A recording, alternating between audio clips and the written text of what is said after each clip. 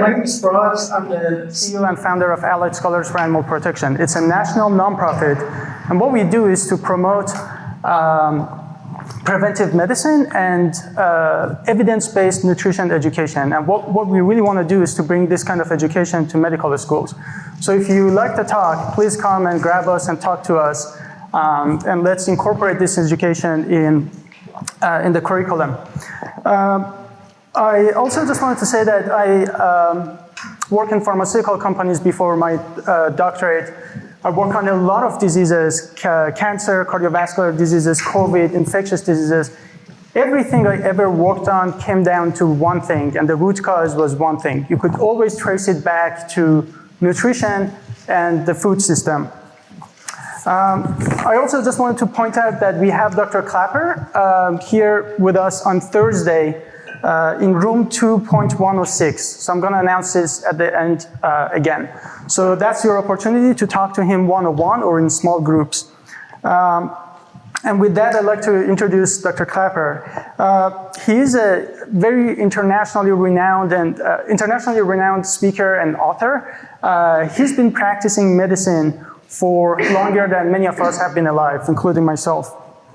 He's originally from Chicago, grew up actually in a dairy farm in Wisconsin. He graduated from University of Illinois College of Medicine, served a medical internship at Vancouver General Hospital and was trained in surgery, anesthesiology, orthopedics, and also trained in obstetrics in University of California, San Francisco. He was also a member of American College of Lifestyle Medicine and served on the Nutrition and Preventive Medicine Task Force of American Medical Student Association. He was also NASA's nutrition advisor. So with that, please welcome Dr. Klaper. Thank you, Dr. Frost, and thank you, Darius, for inviting me here. Thank all of you for spending your lunchtime with us here. Lots to talk about, and I had all sorts of great slides to show you what happens in your bloodstream in your body after you eat a double cheeseburger, and alas, so you're going to take my word for it. And this is my description because the internet goddess is pissed off this morning and is not paying attention to our request. So let me start talking to you and tell you about what I would have been telling you, and if we get the slides back, that'd be great. As you were just told, I've been a primary care physician for over 50 years, graduated from the University of Illinois College of Medicine in Chicago and in the early 1970s, and have practiced in emergency rooms, operating rooms in Canada, New Zealand, Hawaii, Florida, California, and now here. And for the first almost 9 years of my medical career, I spent my office times, I was nurse while GP. After I finished my medical internship at Vancouver General, I joined general practice outside of Vancouver. And for the first almost 9 years of my medical practice, I spent it chasing numbers. I was watching my patient's weight go up. Lose some weight, Joe. I had no idea what to tell them to do, but I'm worried about your weight. I want high blood pressures go up, I want blood sugars go up, I want inflammatory markers go up. I watched the prescriptions I was writing for beta blockers and antihypertensives go up, prednisone doses, insulin doses, everything going up, I'm facing numbers. And if that's what I'm supposed to do, I'm a family practitioner, I'm their GP now, I want to keep those blood pressures down, I want to keep those blood sugars down, and I'm flogging them for all they're worth to take their medicines and don't eat too many ice cream sundaes. And this was medicine to me for the first 9 years, and I got really upset, depressed, disgusted, because nobody's getting better. They're all getting better and sicker. And now I'm starting to get calls from the ER that Joe had a stroke, and he can't move outside his body, and Mary's got chest pain, and they want to take her to the operating room, and I'm feeling like a complete failure. And so much so that I left general practice. I decided to become an anesthesiologist and joined the residency program at Vancouver General, did 3 years as an anesthesia resident. And I find myself on the cardiovascular anesthesia service. And day after day, I'm putting people to sleep, and I'm watching surgeons open up their chest, open up the coronary arteries, and pull this yellow, green guck out of, little fleshy guck out of the artery walls, atherosclerotic plaques. And even though it was the late 1970s, early 80s, there were already studies in the literature showing what this stuff is. It's largely the fat and cholesterol the animals and people are eating.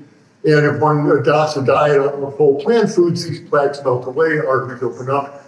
Amazing, it's a reversible disease. I wish someone had told me that when I was in medical school.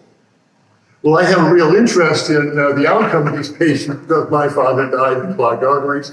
I know I've got those genes, and I knew that if I didn't change my diet, which was the standard American ham and cheese sandwich kind of diet, I knew if I didn't change it, it was going to be me on that operating table, that Stryker saw going up my sternum.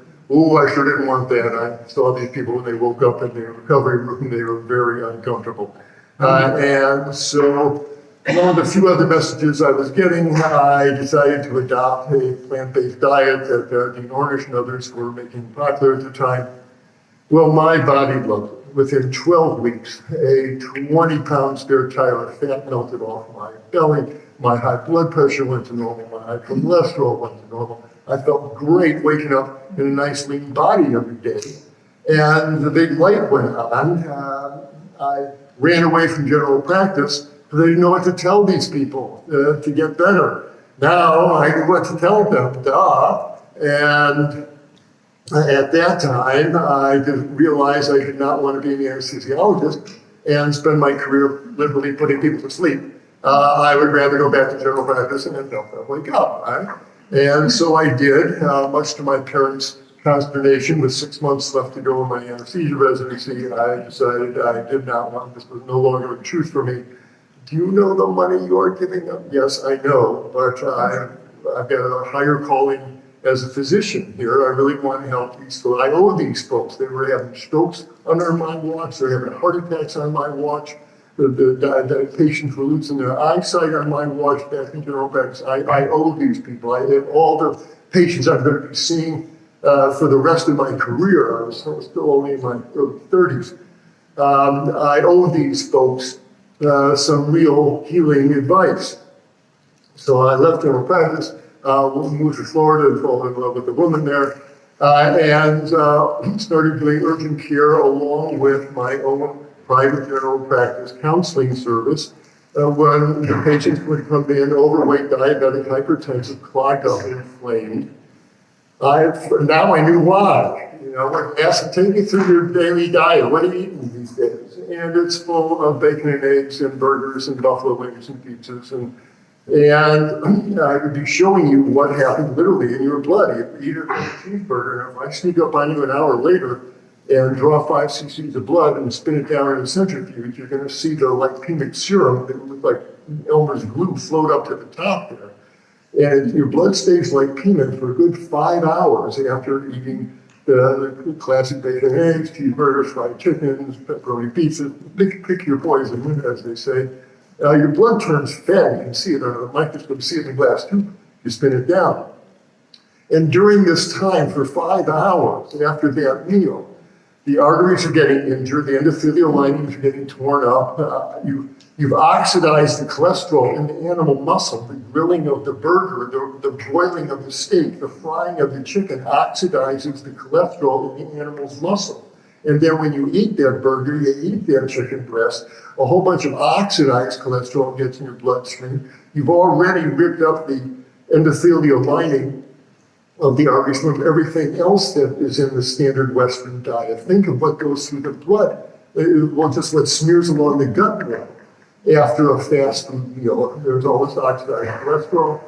You've oxidized, when you put that chicken breast on the grill or the burger on the grill, you've oxidized the DNA of nucleic acids that produces a whole bunch of mutagenic aldehydes that damage genes. They flow through every cell in your body where your DNA lies unfolded. And these mutagenic aldehydes disrupt gene function, enzyme function. The French fries and the onion rings are fried in vegetable oil, fried hot vegetable oil, filled with, they're teeming with free radicals and molecules that will rip electrons off your cell membrane, your DNA. Well, have some fries with that. Every piece of meat comes out of the meatpacking plant covered with enteric bacteria. When they eviscerate the carcasses in the slaughterhouse, the gut contents spill out. If you take a culture tube, you can swipe any cutting surface in the meatpacking plant, and you'll have a luxuriant growth of E. coli, Salmonella, Shigella, Enterobacter, Pseudomonas, the entire rogues gallery of enteric bacteria. Well, there's a coating of those guys on every chicken breast, every steak that leaves the slaughterhouse, that's the meatpacking plant. It's wrapped in cellophane, goes under the ultraviolet lights in the meat cakes at your supermarket that shine down and kill the bacteria. But as these gram-negative bacteria die, they lyse, their cell walls break apart, they release this nasty lipopolysaccharide called endotoxin. You spend time in intensive care unit, you run into people with endotoxin shock, nasty molecule, endotoxin. And it's heat stable. Grilling the burger does not get rid of the endotoxin. And our paleo friends and our keto friends are giving themselves a shot of endotoxin 3 times a day. Makes the gut wall leaky. Allows food proteins to leak out in the bloodstream and encounter immune cells that create antibodies against it. Not good to be eating endotoxin. No endotoxin on steamed broccoli or boiled rice. New 5GC. This is a sialic acid that only animals make, and it sets off inflammatory reactions throughout the body. And again, our paleo friends are eating new 5GC 3 times a day. The very act of grilling the burgers or broiling the steak inevitably creates carcinogenic hydrocarbons that smear on the stomach wall, giving gastric cancers, smear on the colon wall, give colon cancers. That's in the mix. And finally, the animals in the feedlot are fed bushels of grain sprayed with herbicides and pesticides. They drink water with lead and mercury and cadmium in it. These growth promoters, the antibiotics they're fed, all accumulate in the animal's flesh. So when you bite into that burger and eat that chicken breast, this what I call this red tide of meat-related nutrients flood, not nutrients, they are molecular marauders, meat-related toxins flood through every cell in your body, hour after hour, meal after meal. We don't tolerate hunger in this affluent society. If people get it all munchy, and if they're at home, they put their head in the refrigerator for last night's leftovers. If you're out, you head for the convenience store or the restaurant, and people are constantly eating a flesh-based diet, and so they're sending this red tide through the bloodstream. Now, the animal flesh isn't the only issue. Too much sugar glycosylates your protein, sets off advanced glycation end product formation that damages proteins throughout the body, creates free radical damage in your tissues. Too much salt, and it's a high salt diet. There's salt in the meat, salt in the cheese, salt in the spaghetti sauce at the Olive Garden. It's a high salt diet.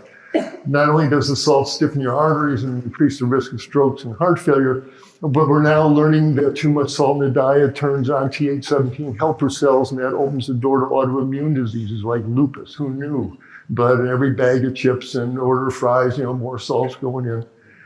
So this constitutes the red tide. I was going to show you all sorts of pretty pictures of what's in that red tide that people are putting through their bloodstream hour after hour, day after day, month after month, year after year.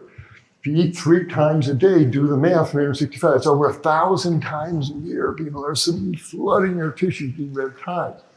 And then we're shocked when arteries start to get inflamed and build up plaque in the walls. We're puzzled that insulin receptors clog up from all this fat and people develop insulin resistance and type 2 diabetes.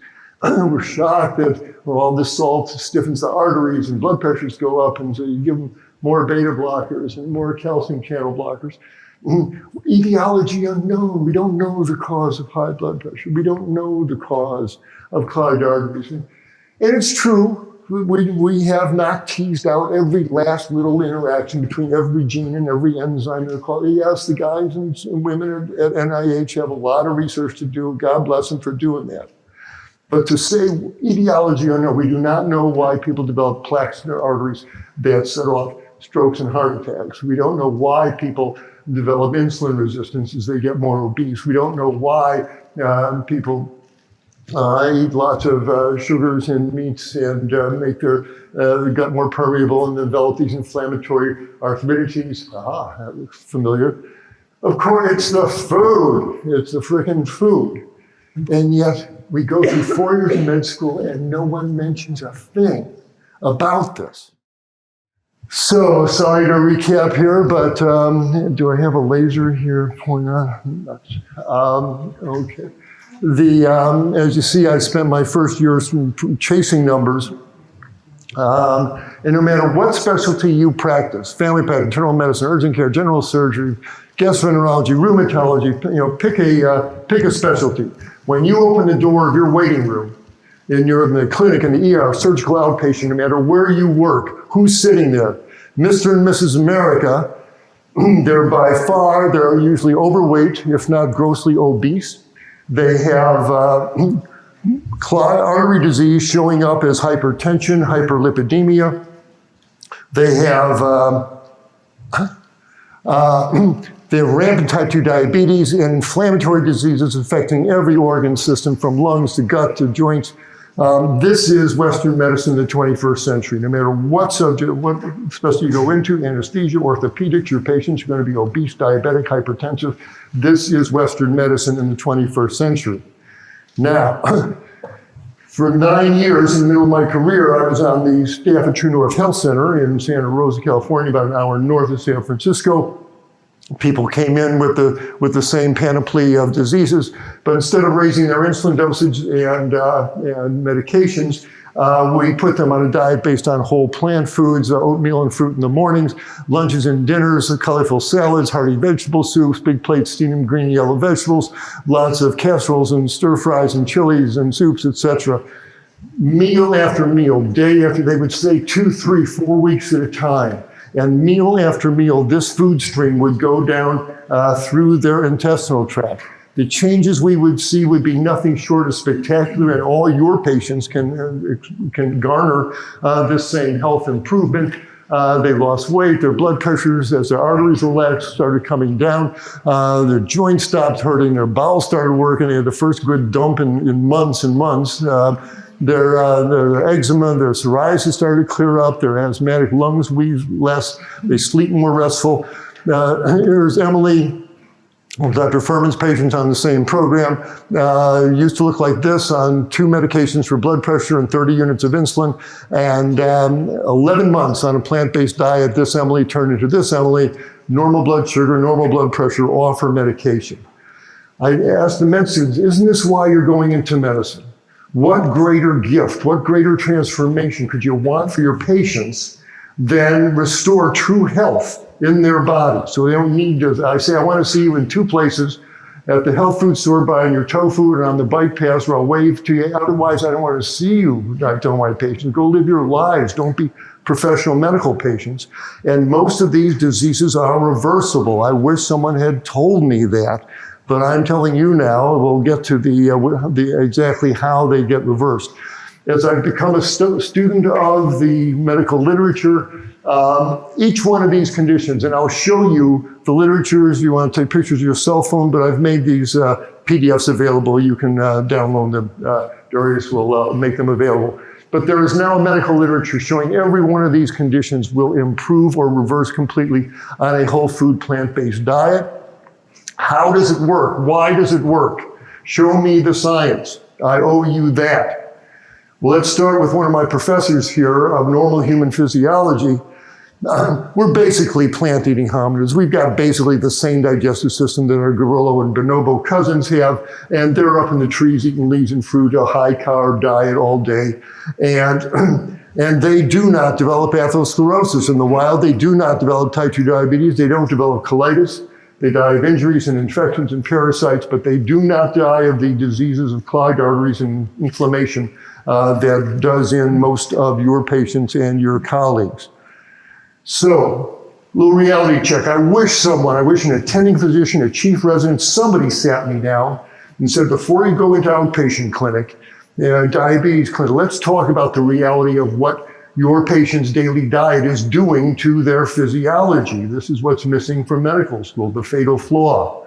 And as I'm mentioning, you eat bacon, eggs for breakfast, cheeseburgers for lunch, fried chicken for dinner, ice cream, you're keeping your blood lipemic all day. The stuff never clears out of the bloodstream. And while the blood is lipemic, the endothelial linings are getting injured, obesity increases, insulin resistance goes up as the fat goes into the muscle cells, and the saturated fats are pro-inflammatory. Are these not the elements of the metabolic syndrome? And every fast food meal makes each one of those worse. As I mentioned, it's a high salt diet, salt in the meat, salt in the cheese, salt in the fries and the chips. They not only set you up for strokes and heart failure, but they open the door to autoimmune diseases. Who knew? We do now. And eating sugars of food is an issue. I'm not talking about a half a teaspoon of maple syrup in your tea as a flavoring. That's how it's supposed to be used. I'm talking about eating sugars of food. When you eat a cupcake, a donut, a chocolate bar, drink a cola drink, you are flooding your tissues with grams and grams of maltose, fructose, dextrose, oxidizable sugars that glycosylate proteins all over the body, that your own body heat does a version of the Maillard reaction the bakers use to bake bread. Your own 98.6 degree body heat turns the glycosylated proteins into advanced glycation end products that teem with free radicals that age your tissues. It's fine to run the Maillard reaction on the surface of a French baguette. You don't want to run the Maillard reaction on the lens of your eyes. The crystalline proteins will give you cataracts. Run the Maillard reaction on the elastin fibers in your skin. It's a great way to turn your skin into an old suitcase. And you sure don't want to run the Maillard reaction on the inner lining of the blood vessels of your brain. I will show you what that does. This is either from eating sugars or eating preformed sugars that were cooked at high temperature is full of AGEs. But it turns out that's not the major source of AGEs in the diet. It turns out that cooking animal muscle by far dwarfs any carbohydrate you can produce AGEs in. So it's the cooked meats and the chicken and the bacon. This is really what teems with free radicals. And as I mentioned, one of the worst things to do is the damage that it does to the inner lining of the blood vessels. Here are the middle cerebral arteries of two men who died at the same age. The man on top did not have Alzheimer's dementia. The man on the bottom did. Look at the artery walls of the man with the Alzheimer's dementia. And if you stain for it, this is filled with advanced glycation end products. Yes, there's a genetic component to Alzheimer's, ApoE, and all of that. But 70 years of sitting in front of the TV, eating fried chicken and chips and chocolate and drinking cola drinks is a great way to do a wrecking job on your vasculature that probably plays a role in Alzheimer's development. Now, these are vegan junk foods and they're filled with salt and sugars and AGEs and vegetable oils and pro-inflammatory lipids. Vegan junk foods can do great damage to your body. That's why I don't use the vegan word in medical circles. It's a whole food, plant-based diet. But once you add animal products to the diet, now you're sending a flood of oxidized cholesterol, the aldehyde, mu-5GC, endotoxin, TMAO from carnitine, from the microbes you summon up in your gut that oxidize carnitine into TMAO that drives cholesterol in the artery walls, carcinogens. Eating meat makes your liver pump out insulin-like growth factor 1, one of the most powerful growth promoting factors in the body. Great if you're a growing 11-year-old girl, but if you're a grown woman with an early breast cancer, or you're a guy with a big prostate and some malignant cells in the middle, the last thing you want is a diet that makes you walk around with high IGF-1 levels all day, and that's what the standard meat-based diet does. The heme iron makes red meat red, and it raises the risk of strokes and cancers. Don't have time for the chemistry of that.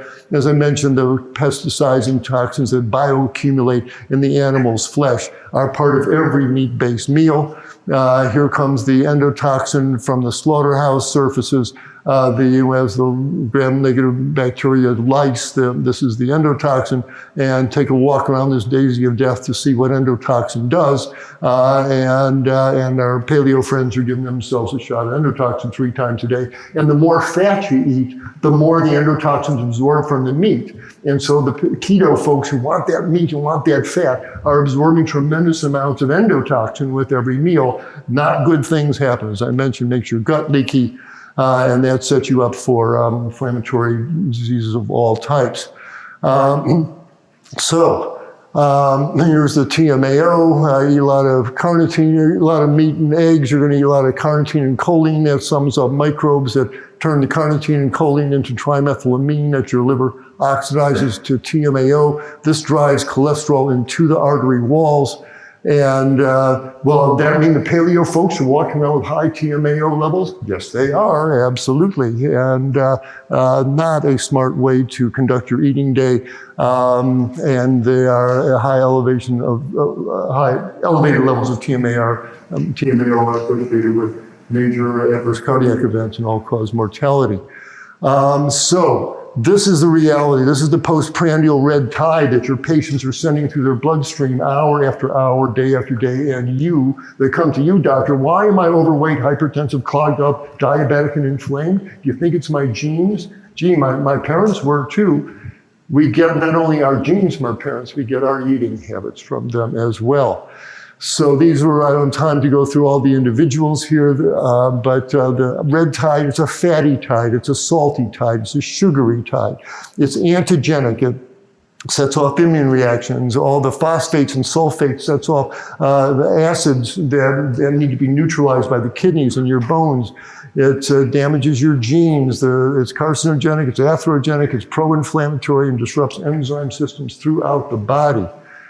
And as I said, eat 3 times a day, that's over 1,000 times a year, you're flooding your tissues with the red tide. And they're gonna come to you puzzled for help. And you learned in cytology and histology that within minutes of eating anything, molecules of that food are flowing through every cell in your body where your DNA lies unfolded. And those food molecules wash over your DNA and they play your DNA like a piano. And they turn genes on, they turn genes off. They induce enzymes, they shut enzymes down. Every meal changes us. It brings in not only nutrients, it brings in information. And it changes us on a genetic molecular level. And you don't need to be a geneticist to understand that the gene's going to be turned on by this broiled steak with all the new 5-GC and endotoxin, TMAO, and carcinogenic amines. The genes are going to be turned on by this steak, which we know drive aging and inflammation and autoimmunity and cancer. Those genes are going to be a completely different set of genes that are going to be turned on by this salad that floods the tissues with all these phytonutrients that are antioxidants. They quench free radicals. They promote tissue repair. They promote membrane stabilization. It's the difference between an animal-based meal and a plant-based meal is different between 1 and 0 in computer language. Your genes may load the gun, but your diet and your lifestyle pull the trigger. You may have a genetic propensity towards a disease, but whether it actually manifests in your body or your patient's body largely, not completely, but largely depends on the food you're flowing through those cells day after day, meal after meal. Here is a very powerful example of effective food on our genes of epigenetics. This left-hand panel, well, this is the genetic readout of a man with early-stage prostate cancer. And these red patches here, these are all active oncogenes that are promoting cancer growth. The man went on a diet of whole plant foods day after day, like the True North diet, salads and soups and steamed veggies, etc. 6 months later, they do another biopsy. Same man, same prostate, same genes. And look at how many of these red genes have now been silenced and turned green here. This is the powerful effect of food, especially over time. We ignore this as a peril. How can we withhold this from our information, from our patients? How can we withhold this information? Food changes us in 1 of 2 ways. It turns us directly, turns on genes directly, epigenetically, like new 5-GC turns on inflammation. But the food we eat changes the microbes in our gut, and they will change us by the byproducts of their metabolism. They put out dopamine, epinephrine, serotonin, etc. Food is so powerful. And so when you open the door of the exam room and you see the man there with the angina and the lady wheezing with her asthma and the person with diabetes injecting insulin and the woman grieving over her scarred up face from acne. Etiology unknown, we don't know what causes these. Doctor, it's the start with the food. Before you order another $500 set of lab tests and a $1,000 scan, ask them what they ate yesterday, because that's most likely why they're sitting in front of you. The food effects over time equal the health effects. So let's talk about the reversal that a changing to a plant-based diet actually achieves. Okay, this is the meat, the most important thing for you to get out of today's talk here. Here is your patient, still eating the standard American diet, bacon and eggs, cheeseburgers, fried chicken, pizzas, etc. Okay, and here is the red tide causing all this damage from the many molecules we've talked about. As soon as the patient says, I'm done. I can't do, I'm tired of being sick, I'm tired of my joints hurt, I'm tired of angina, I'm tired of high blood pressure, I'm tired of the pill, I gotta change something. As soon as they go from an animal-based diet to a plant-based diet, the oatmeal for breakfast, soups and salads, steamed veggies, and I'll show you Italian food, Chinese food, Indian and Mexican, there's a glorious international cuisine you can make in really healthy manner. As soon as they jump onto the plant-based train, boots in, they really do it, here's what happens. First of all, the tide of red, the siege of the red tide marauders is broken. And those red tide marauders, first of all, they're gone. The onslaught stops. There's time for tissue repair. There's time for enzymes to start restoring natural function in the cells. There's time for membrane rebuilding here. The body has such powerful healing forces within every cell, but we've got to get out of this way and let them do what they were meant to do. And here's what happens, and here's how profound a change from an animal-based diet to a plant-based diet is. First of all, it's a high water content diet. All the soups and the salads and the steamed veggies and the fruits full of water. And so your blood is more watery. And as a result, it's like taking your cells to a car wash. There's a flux of water going through all your cells, tissues, all your tissue cells with every meal. And cellular debris, oxidized starches, etc., can start getting flushed out, if you will.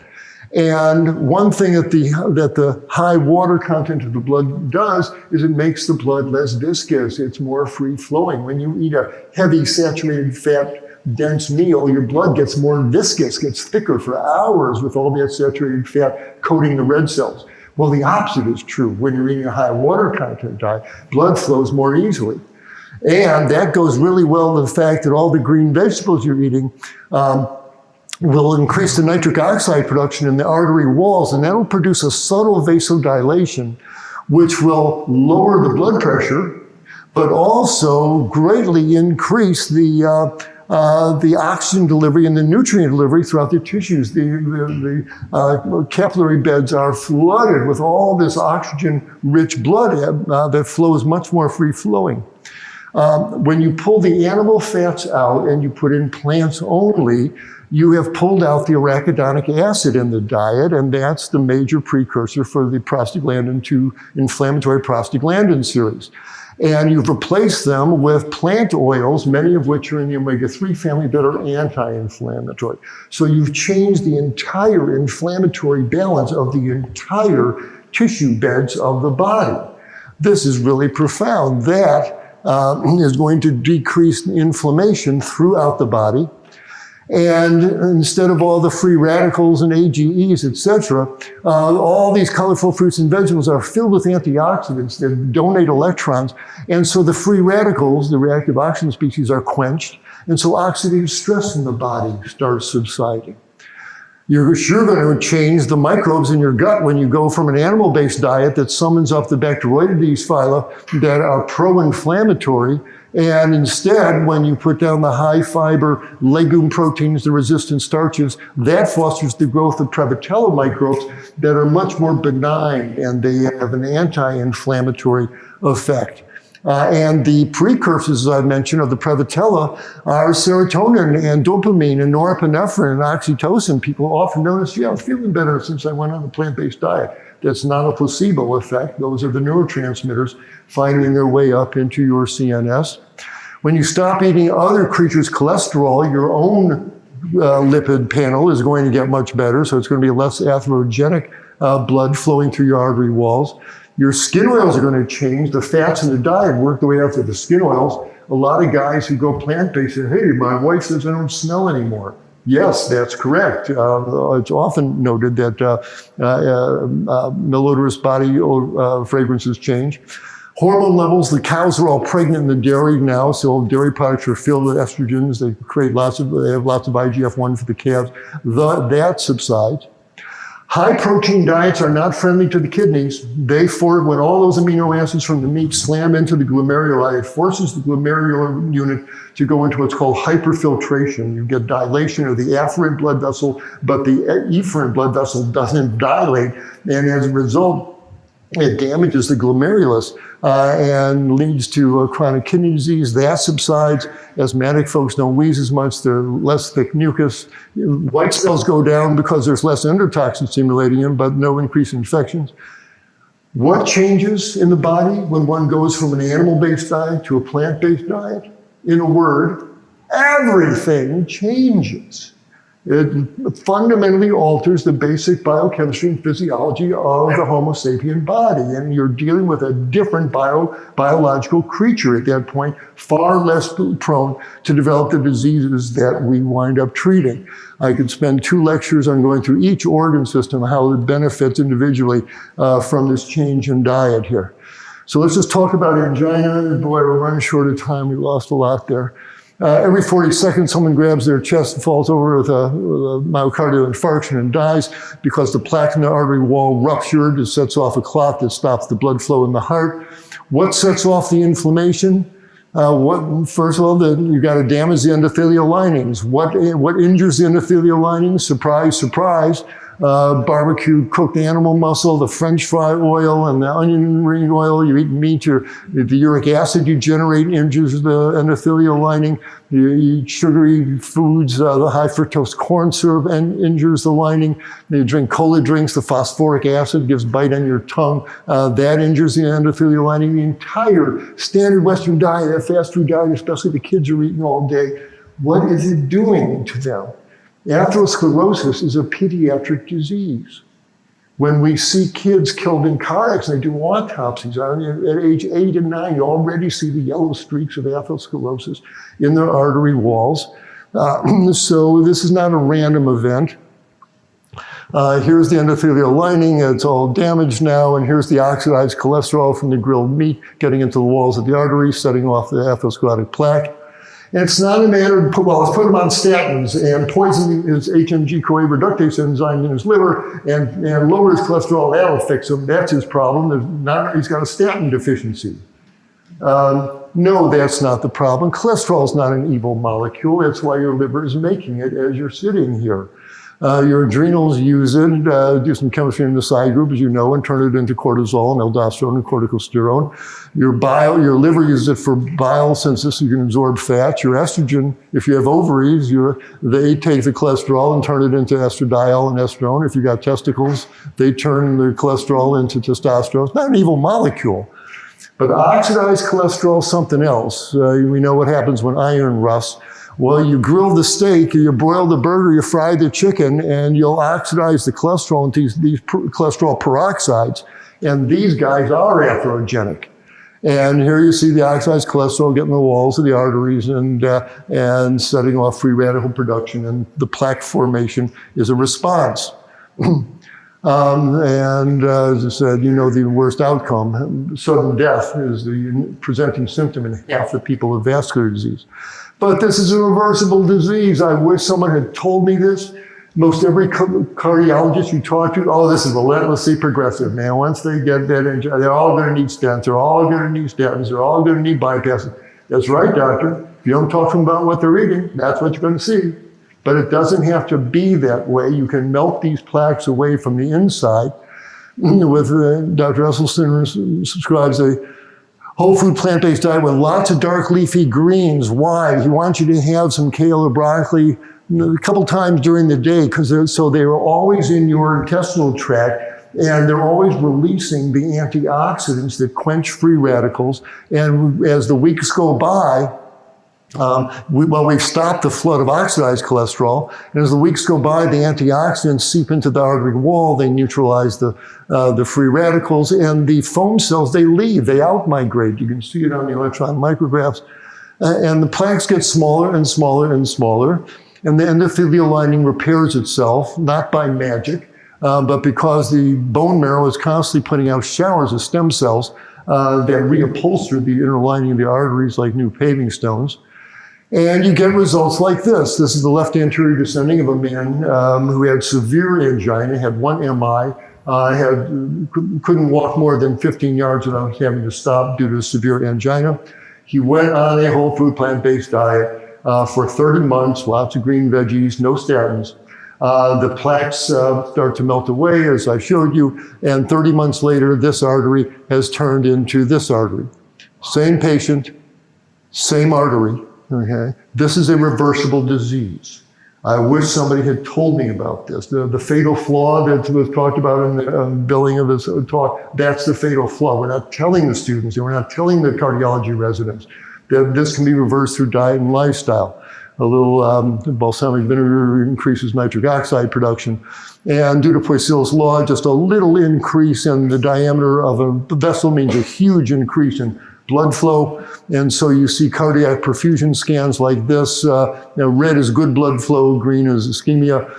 14 days on a whole food plant-based diet, this perfusion scan turns into this one because a little dilation of the arteries means a big increase in blood flow.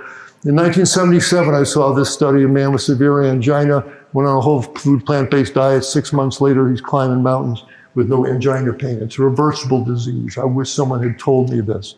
And arteries all over the body open up, much to the delight of people at home, and the retinal arteries, the penile arteries, the renal arteries, all the arteries in the body benefit. You're as old as your arteries, as Dr. Osler told us, and it's certainly true.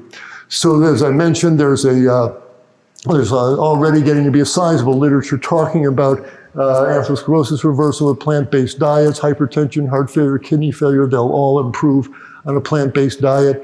We learn the art of deprescribing. You got to get these people off these medications, and there's an art to deprescribing that folks at Lifestyle Medicine become familiar with. And type 2 diabetes, going fast here. This was such a powerful study.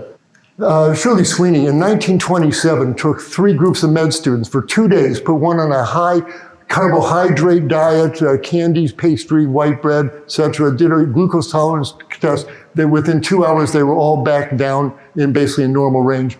Put them on a high fat diet, olive oil, butter, mayonnaise, egg yolk. Within 2 days, these are healthy young med students. They all wound up diabetic curves here. They were all insulin resistant after 2 days of a high fat diet. And a high protein diet will do the same to you. But for folks who say keto diets help insulin resistance, no, they make it worse, high fat diets, but because you're not eating any sugar, you don't see the rise in sugar. The reason why diabetes is reversible is normally when sugar winds up in glucose in the bloodstream and activates the insulin receptors.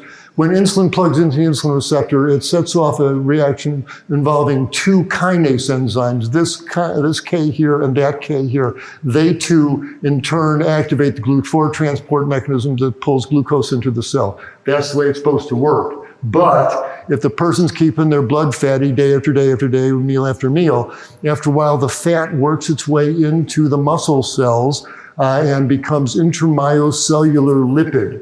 This is fat in the muscle cells, doesn't belong here. This is not theoretical. Here's what it looks like. under the light microscope, all this black stuff, this is striated muscle, and all this black stuff, this is fat in the muscle cells. This intramyocellular lipid doesn't belong there. Under the electron microscope, same thing. This is fat in the muscle cells. This is the cause of type 2 diabetes. It's not an insulin shortage initially. So what happens is that all the fats get oxidized and you wind up with a bunch of free radicals and ceramides that block these two kinase enzymes. So insulin knocks on the door, but nobody answers. And as a result, the glucose piles up in the bloodstream. Ooh, don't eat sugar. The sugar is the tail of the dog. The problem is the fat. That's what Shirley Sweeney's study showed us in 1927. And if you do searches on intramyocellular lipid and insulin resistance, you'll see it's an underlying problem. And an obese abdomen makes it worse because the fat lining investing the viscera is metabolically active. They put out inflammatory cytokines like interleukin 1 and 6, and they in turn set off inflammation throughout the body. But here we are back in the muscle cell. The insulin receptors, the kinase enzymes are all clogged up on the inside from the saturated fats and the free radicals. And here comes the inflammatory cytokines interfering with the insulin receptors from the outside. No wonder your obese patients develop type 2 diabetes so often. Their insulin receptors are clogged up on the inside and the outside. Well, this should not happen if one adopts a whole food plant-based diet and stops all the fat. You need some fat, but get it out of olives and walnuts and avocados. Carbohydrates are clean burning fuel. You just turn into water and carbon dioxide. And when you adopt that fuel, the muscle cells, well, what do we do? Fuels change. Well, this fat we already have here, let's burn it for energy. And so the intramyocellular lipid is metabolized. As the obesity melts away, the cytokines fade away, the insulin receptors open up, and the diabetes goes away here. And this is usually reversed. Here's Barnard's classic study to compare people on a plant-based diet to their Diabetes Association diet. The folks on the plant-based diet had a better improvement in their A1C. Here it is a year and a half later in weeks. They lost more weight, and as the blue ones, their LDLs got better. And we all have patients in our practice, like Jim used to be diabetic and 100 pounds overweight. When plant-based, lost his weight, lost his diabetes. And there's a zen to deprescribing insulin, etc. There's going to be an impressive literature showing up. Obesity, this is mostly fiber and water, this food. How many apples can you eat? How much salad can you eat? You're filling your belly up with fiber and water. People get lean on this food. They don't have to diet. There's no portion control or carb counting. Inflammatory arthritis often gets better. Dr. Brooke Goldner, she's an MD who cured herself of lupus by changing her diet. If you've got patients with lupus, get her book, Goodbye Autoimmune Disease. Go to her website, Goodbye Lupus, and she does excellent work online. The folks with colitis and Crohn's disease, that's not an accident. Here's the red tide scooching along the intestinal membranes. Well, what do you think that sets off? Crohn's disease, colitis. People are just told to eat meat once or twice a month. We're able to maintain their remission from Crohn's disease for 2 years just by getting their meat eating way down. Asthmatic folks get better, psoriasis gets better. There's now an excellent book here, Plant-Based Nutrition in Clinical Practice. I urge you to look through this book. Lots of solid studies there on how to use nutrition. Dr. Sarai Sandstick, a professor of infectious diseases, wrote this excellent book. If you want another look at medicine, get Dr. Sandstick's book. And yet, we totally ignore this. You know, talk about the elephant in the room. We're not taught about nutrition. We don't respect it as a science. They don't ask about it on the national boards. And you talk to your docs and they say, listen, I don't know what to tell them. I don't get paid to do this counseling. I don't have time to do this counseling. It's a real bottleneck. The bean counter's got to change the way the beans are flowing, so we pay people for doing this counseling and keeping them healthy. But you don't have to, doctor. There are trained professionals who are happy to do this counseling for you. Every city I go to, I get plant-based dietitians in whatever city I'm in. I was in Houston and Miami. They're all around, and you probably got them on your own medical staff. Yes, there are cultural issues, no question. You've got to be sensitive about that, but you can make delicious Italian-style food, East Indian-style food, Mexican-style food. Just Google low-fat, plant-based versions of these cuisines, lots of noodle dishes, etc. You don't have to step on anybody's culture. Well, it's expensive to eat this way. No, it's not. This is commonly thrown around here. That's absolutely a myth. The staples that provide the calories and protein are cheap. You can buy a 10-pound bag of rice for $6.50, 10-pound bags of lentils for $12. You put 2 cups of each. That gives you 46 grams of protein, more than any human needs in a day, for less than 63 cents. For less than $20 a month, you can feed a human being rice and legumes, and the government pays for it. Incorporate the family members in. And so the plea is if your next patient is overweight, hypertensive, diabetic, and inflamed, clogged up, along with ordering essential tests, ask them what they eat on most days. And if it's a sad story full of flesh and refined sugars and oils and processed foods and dairy, consider referral to the plant-based dietitian. Let her or him do the counseling. You see them back in a few weeks and see if they are not healthier. I've given there is my 4-page handout that I give to all my patients. You're welcome to it. People do change. People aren't going to change what they eat. They are. They're willing. It's the 21st century. Progress is being made. Wayne State University is requiring all their first-year medical students to take a course called Rooting for Wellness in Plant-Based Applied Clinical Medicine. Yay, Wayne State. Disease reversal. What a concept. I practiced 40 years before anybody put these 2 words in the same sentence for me. And medical students, ask your professors, do you think we're in diabetes clinic? Do you think that what this patient was eating had something to do with their insulin resistance? A hypertensive clinic, heart failure clinic. It's the food, it's the food. Disease reversal is a thing. There's now an international journal of disease reversal. Subscribe to it, it's free. And you read these spectacular stories. Here's University of Winchester online. They have a great 6-week course in plant-based nutrition. Take it, learn the basics of your craft if you're going to be a plant-based physician. Download PCRM's medical reference onto your phone. And you got a patient sitting in front of you with lupus, you'll know what dietary orders to write. You can make a career out of this. This is my friends at Rochester Lifestyle Medicine. The Plantrition Project brings plant-based doctors from around the world. At their annual meeting, you meet people from India and Indonesia, New Zealand, wonderful folks there. But you can attend online as well. Go to the International Plant-Based Nutrition and Healthcare Conference. Join the American College of Lifestyle Medicine. They are very strong promoters of plant-based diet, and as is the Physicians Association for Nutrition internationally. So once you look behind the curtain, you can't pretend you don't know what's behind the curtain. Okay, I'm trying to tear that curtain down. It's the food. So I will ask a provocative question in all due respect. Knowing that most of the chronic diseases you are going to spend most of your career treating, that these are reversible diseases. You want to heal these patients, you just want to manage their chronic disease. If you're just going to be a chronic disease manager, you're going to leave medicine. You will. It's a very unsatisfying way to practice medicine. You want to heal these patients, to get real about why they're sitting in front of you, largely due to the standard Western diet that they are eating. Disease reversal. I'm the happiest doctor I know. My patients get healthy right before my eyes. You can be the happiest doctor you know. It doesn't matter what specialty you're in. You can give your patients a card as they're leaving your clinic. Check out these websites. Here, go to Dr. Klaper's website, download his healthy eating guide, whatever. But help your patients. Don't let them leave with etiology on them. They don't understand what's wrong with me. Start with what they're eating.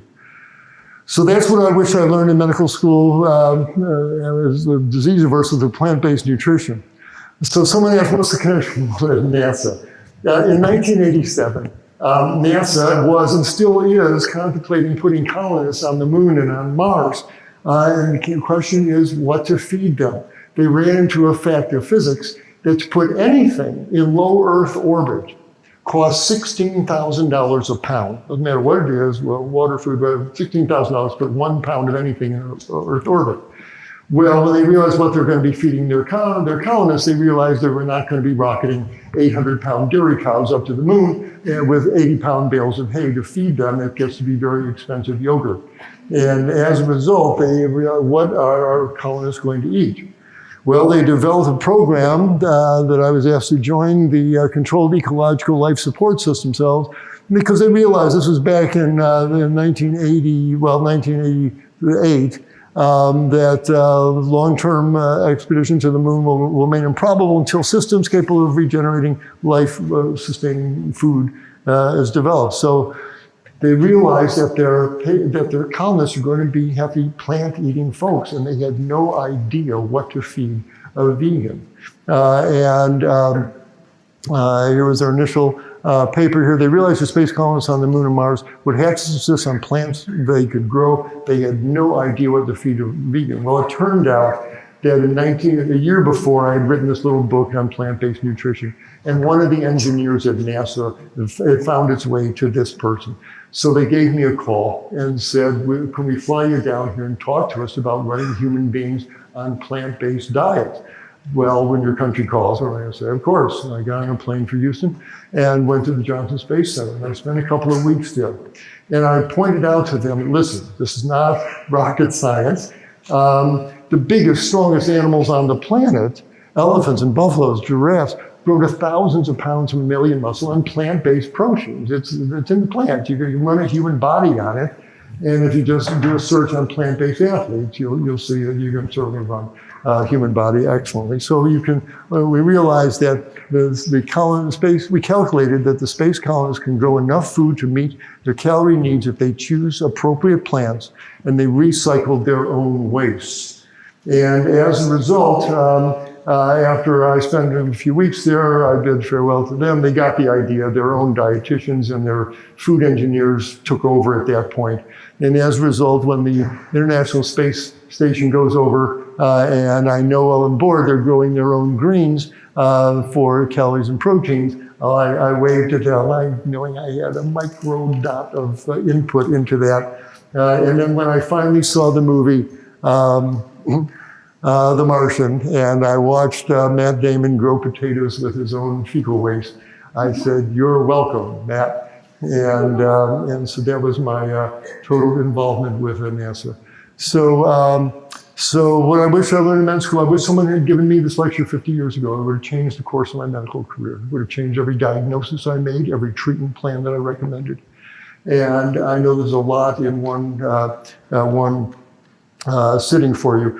I urge you, go to the websites that I just showed you. There's lots of doctors already doing this. The plant-based medical movement is growing. It's not California woo-woo stuff. It reverses these diseases. And you want to heal these patients, or don't you? If you do, it's the food, it's the food, it's the food. So, and as far as your own diets go, there's nothing more disheartening when the exam door walks in and in walks the doctor with a huge protuberant belly and a pocket full of statins and beta blockers and calcium channel blockers, and he's telling his patients, you ought to lose some weight. You lose your credibility as a healer if you're not healthy yourself.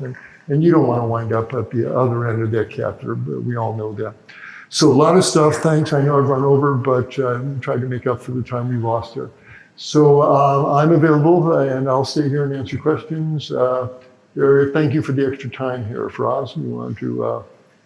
Anyone wants to ask questions? And if you have to leave, by all means do so. My cards are in the back. Feel free to take them and get in touch. Any questions? Yeah. Thank you. Question, real loud. Yeah. Earlier you showed the graph that had insulin resistance as a result of a plant-based and then high-protein and high-fat diet, and showed that the high-fat and high-protein diets cause more insulin resistance. Correct. Does that also apply for quote-unquote healthier animal fats like fish, and then also for plant proteins, like if you're eating a lot of pea protein or tofu, does that also cause insulin resistance? Very profound question. So he saw the three graphs that I showed you showing insulin resistance after a high-fat meal, after a high-fat diet, but not a high-carbohydrate diet. And the high-protein diet will also cause a big surge of insulin. Not all of it works very well. But he's asking, is this true for plant proteins? No, it turns out in their whole form. I can't vouch for ground up pea protein powder that's so concentrated. I'm a little uneasy about those. They may have a role in your patients who are really protein deficient, cachectic patients, cancer patients, etc. But as far as whole plant of beans and lentils and chickpeas and tempeh and tofu, no, they don't. They don't cause an increase in insulin resistance. So yay for that. And as far as fish goes, I guess of the meats, it might be more physiologically benign. The problem is the fish. You pull a piece of salmon out of the ocean there, and what's the mercury content? What's the pesticide? What's the dioxin content? We polluted the oceans, and these toxins bioaccumulate in the animal's flesh, and it's spooky. If you're a pregnant woman, you don't want to be eating fish for the mercury. We've used fishing up.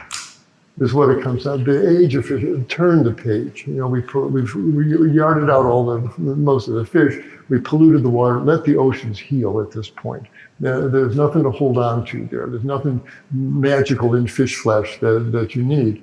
The omega-3 fats are not made by fish. They're made by algae that float in the ocean. The fish swim all day with their mouths open, swallowing algae. And it's the algae omega-3s that are in the fish's flesh. Fish didn't make it. They're now selling the omega-3s directly from the algae. And so let the fish off the hook. And they're polluted, nasty things anyway these days. But plant proteins don't cause insulin resistance. And nor do the plant fats in their whole form. One avocado, a handful of walnuts. But that doesn't say you should sit with a jar of peanut butter and knock down half a jar of peanut butter there. That's not going to affect your lipids. It probably will. Good questions. Sir, in the back.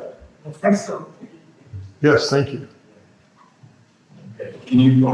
First of all, I want to say thank you. You're a celebrity to my parents, and so they really wanted me to come near you. They're in Oregon, so. Okay, say hi to your parents. But anyways, obviously there was like a shakeup in the news recently that Consumer Reports found a lot of heavy metals, vitamin and cacao, like chocolate. And obviously, as you just mentioned with the fish, there's more bioaccumulation in animal products of these heavy metals. But do you think there's any concern for plant-based, with root vegetables like potatoes, or is that something that we should be aware of? Or is it negligible in comparison? Oh, that's a very important question. And it all does matter. We are fouling the nest. We're really polluting the environment, especially with glyphosate. Nasty stuff, glyphosate, Roundup. It's in the water, it's in the food, etc.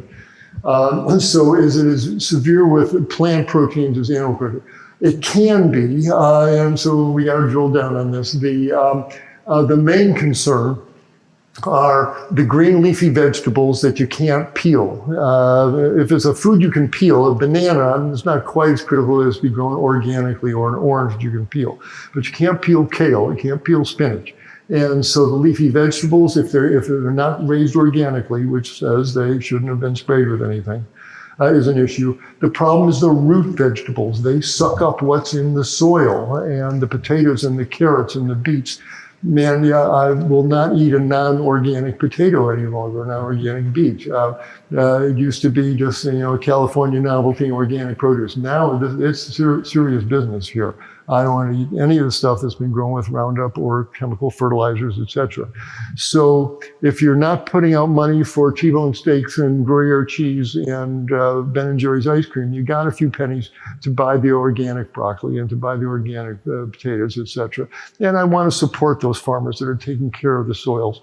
And so I think organic produce has become a necessity at this point. But again, there's a hierarchy. Read about the Dirty Dozen and the Clean 15, and there's better and worse ones in that list. But basically, peel everything you can peel, and if you can't peel it or it grows in the ground, buy it organic.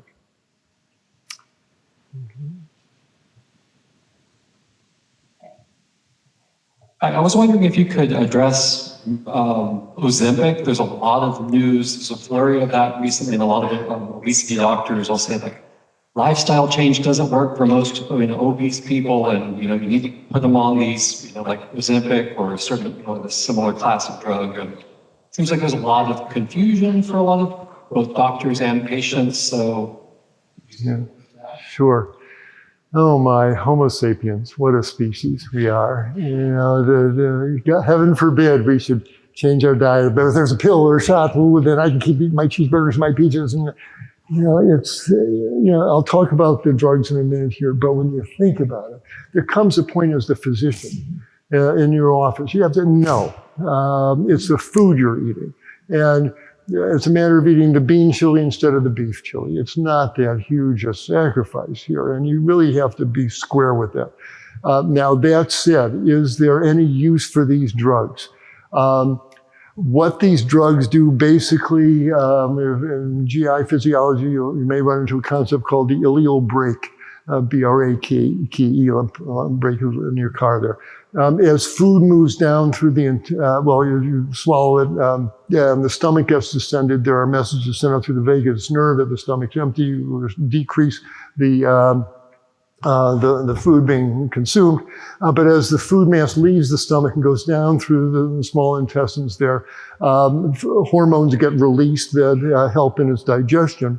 But finally, as the food mass, and it should be a high fiber food mass, full of vegetable fiber and grains, etc. The big food mass hits the ileum right at the end of the small intestine. It distends the wall of the ileum.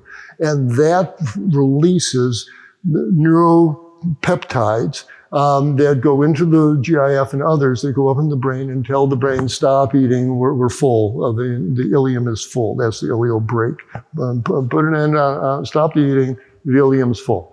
Well, that's what these drugs do. They are the hormones that are released when the ileal brake is applied, when the ileum gets distended. And so you're forcing them into the brain, and the brain thinks, oh, the ileum's full, and hunger fades.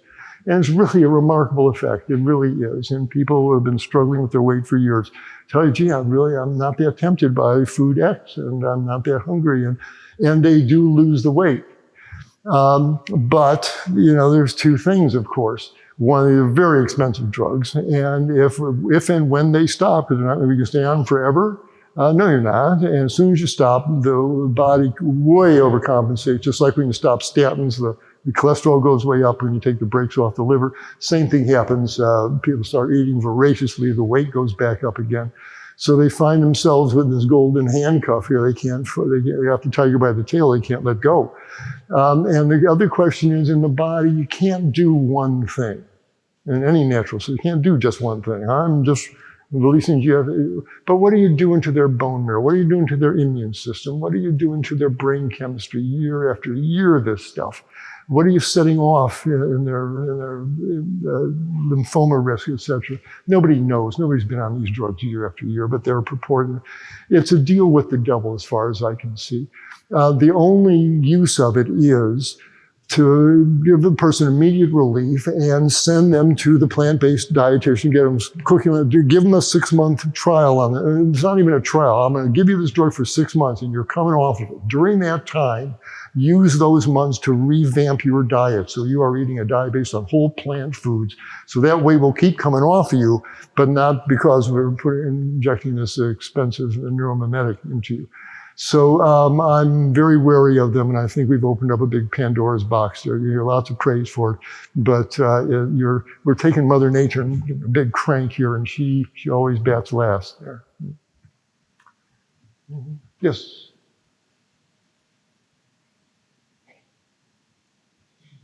Thank you for staying. I'm very honored.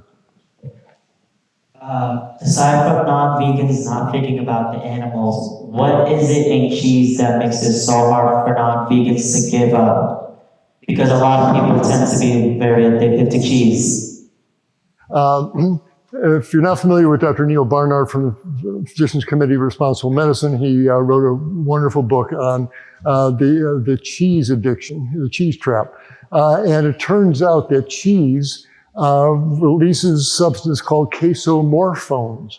And they are direct stimulants of the morphine receptors in the brain there. And people feel really good after eating cheese because it smells like dirty socks. I can't imagine why they enjoy the aroma of it, but apparently the flavor is very satisfying. And it seems to be, and I can't make light of it, it's the common refrain. I can give up anything, doc, but not my cheese. Can't give up my cheese here. And it's part of it's the case of morphones. But again, these are comfort foods. If your daddy always made a cheese omelet for you every Sunday morning, if there was always cheese on your bagel at home, whatever, it becomes part of your inner visceral desires there. I don't want to give that up. So what to do with it? So we work around with it. Now it's getting easier and easier. You go to the dairy case and anywhere, and Whole Foods, Publix, any supermarket. And in the dairy case, there's all these vegan cheeses now. Nobody's saying they are healthy food. They're all congealed vegetable oil and various powdered proteins, whatever. They give the illusion of being cheese. Cheese itself is an illusion, just congealed fermented butter fat is all that it is, salted. So I'd rather, if you gotta have some cheese, and give them a few slices of vegan cheese on their sandwich once a week. The sky isn't gonna fall down. But if it gets them to, the same thing with the Impossible burgers, whatever, if it can help Joe Six-Pack American put down the beef burger and eat one of these Impossible burgers, it's healthier, there's no cholesterol in it, no pesticides, no growth promoters. Doesn't release IGF-1 like beef does. It's healthier, but you don't want to eat that stuff every day. No one's saying it's a replacement for real food, but it's a transition food, and so are these vegan cheeses. And if it helps them get along with becoming plant-based, I'm fine with them as a transition food. The dose makes the poison. Sure.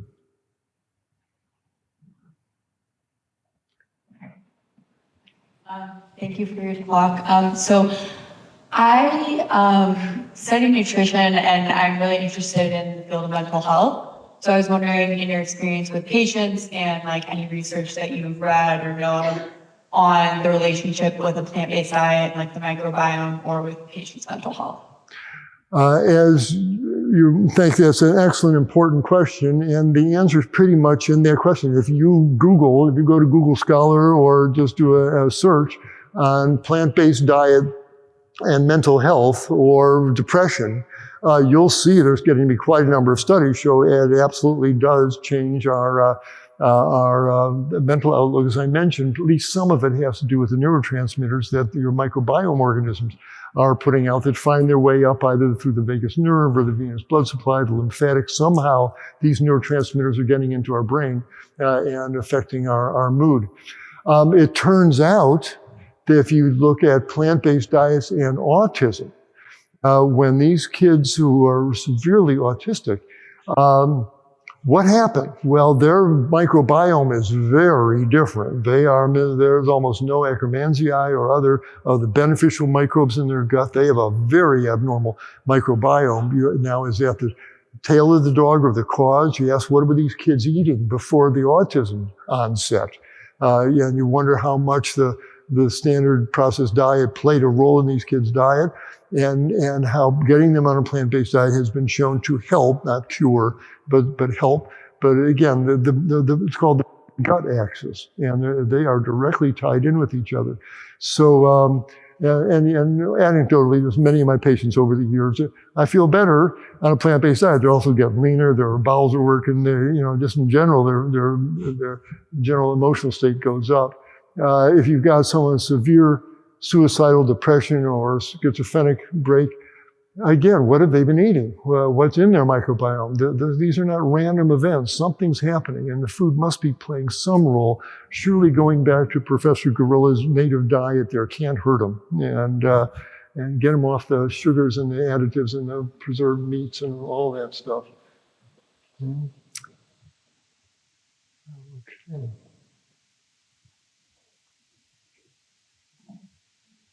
Talk more about endotoxins and their heat resistance.